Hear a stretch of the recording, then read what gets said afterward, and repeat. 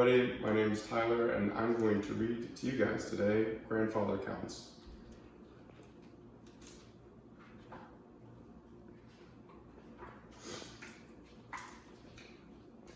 Gong Gong, grandfather, was one of the last people off the plane. He walked slowly towards the crowd, waiting at the terminal. "Baba, Baba," Mama shouted. His eyes lit up as he looked in our direction. Mom ran over and hugged him. Dad, Henry, Cece, and I stood back, waiting.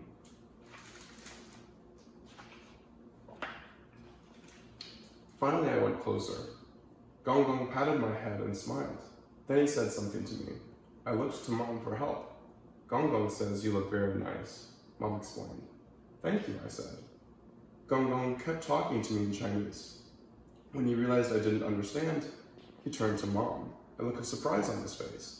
I wanted to explain that Mom had tried to teach us Chinese.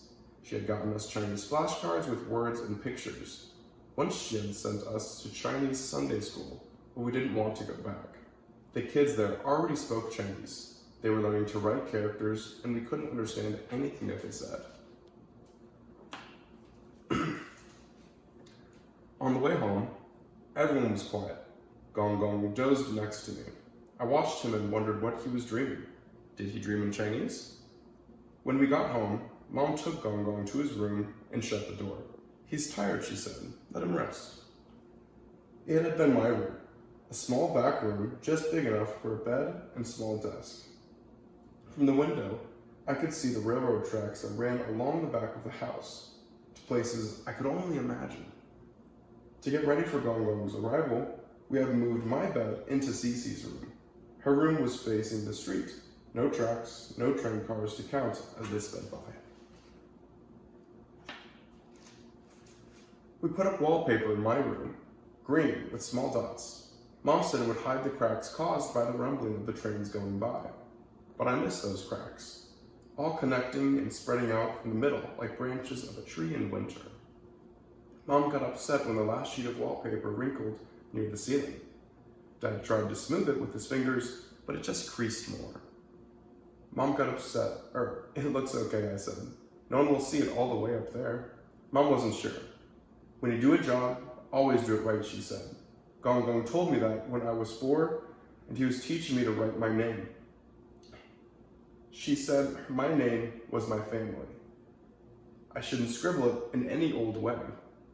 But I was little, and it was hard to make the strokes of the Chinese characters right. I got this picture in my head of Mom as a 4-year-old trying to write with a paintbrush full of lumpy wallpaper paste instead of an ink brush. I started to laugh, but I could see Mom didn't think there was anything funny going on. Helen, Mom said annoyed, go find something else to do. Suddenly, I felt a lump in my throat. Why was Mom in such a bad mood? All because of Gong Gong? Why does he have to come anyway, I cried, and take my room? Mom looked at me surprised. Then she said quietly, he's my father. It's my duty to take care of him. I didn't want to listen. I ran down the stairs, out the door, and down the path towards the railroad track. After Gong Gong tried to speak with us at the airport, he didn't say much to anyone. Cece drew a picture of flowers and butterflies. He smiled at her and handed the picture back. It's for you, Cece said. But Gong Gong didn't understand. So I take the picture to the door. Then he understood. He nodded and smiled at Cece again. So he does like it, I told her.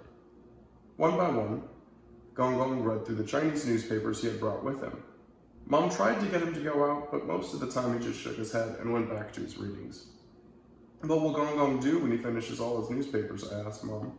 Give him time, she said. He has so many new things to get used to. Since I couldn't see the train from Cece's room, I waited for it out back on the concrete wall. Sometimes I saw Gong Gong looking down at me from my old room. Soon I realized he wasn't looking at me at all. He was waiting for the train. When the engineer waved to me, Gong Gong reached out and waved back too. Early one evening, I was sitting on the concrete wall waiting for the train when I saw Gong Gong coming down the path. He sat down next to me his legs hanging over the wall just like mine. We would feel the train coming before we heard the low rumble. Then there it was. 1, 2, 3, 4, 5, 6, 7, 8, said Gong Gong, holding up a finger for each car that went by. I liked the way his voice went up and down softly with each word. The engineer waved from the last car, and then the train was out of sight. Gong Gong said the first word again and looked at me, waiting. I repeated the word, holding up one finger to match his. E, I said. 1. I got it. Slowly, Gong Gong said all the numbers up to 8, and I repeated them. We started over and practiced until I could say all of them by heart. Gong Gong clapped for me. Then I held up one finger and said 1. 1, Gong Gong repeated after me. Before long, he could count to 8 in English. You did it, I said. Gong Gong took my hands in his and gave him a quick squeeze. I found a small piece of broken concrete and used it to write Helen on the wall. Helen, I said, pointing to the name that I had written. Helen, Gong Gong repeated, tracing the letters with his finger. Then he picked up a piece of concrete and wrote 2 Chinese characters on the wall. Gong Gong, he said, pointing to the characters. He took my hand and helped me to copy his name. Just then, I saw Henry and Cece coming down the path. I've called to you 1,000,000 times, said Henry. Come on, it's time for dinner. Sorry, I said. We couldn't hear you. Gong Gong and I were busy. We walked up the path together. 1, 2, 3, I said, counting my steps. 4, 5, 6, Gong Gong said, continuing where I had left off. At dinner, Dad told us about a new computer program for learning languages. A friend at work had given him a Chinese version. Dad said it was really great. It starts out real simple, Dad explained. The voice says, 小孩, and then you click on the picture of the children. 小孩, Gong Gong repeated. He smiled and gave Dad a thumbs up. Then Gong Gong looked at me. 3, 小孩, he said. It was my turn to give him the thumbs up. Hey Mom, what's my Chinese name again, I asked. Yinhua, Mom replied.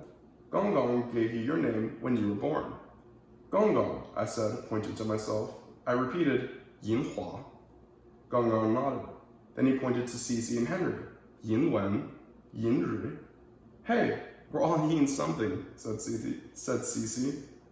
Yes, because you're all in the same family, said Mom. And you're all in the same generation. Cool, said Henry.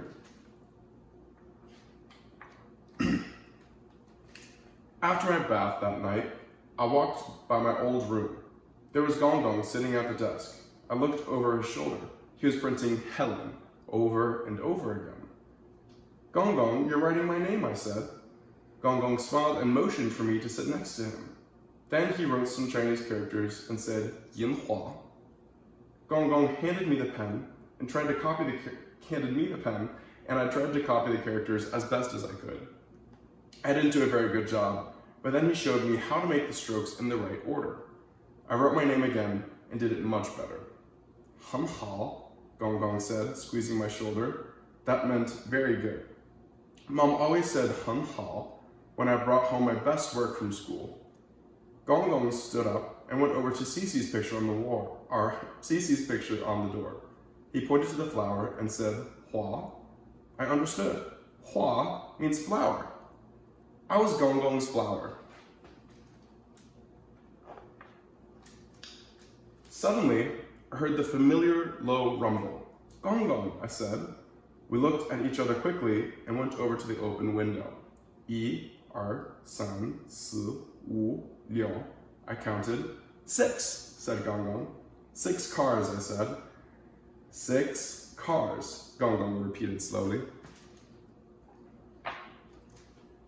The engineers blew the train whistle as Gong Gong and I waved goodnight to them together. And that is Grandfather Counts with the Riley Diversity Reading Program. Thank you very much.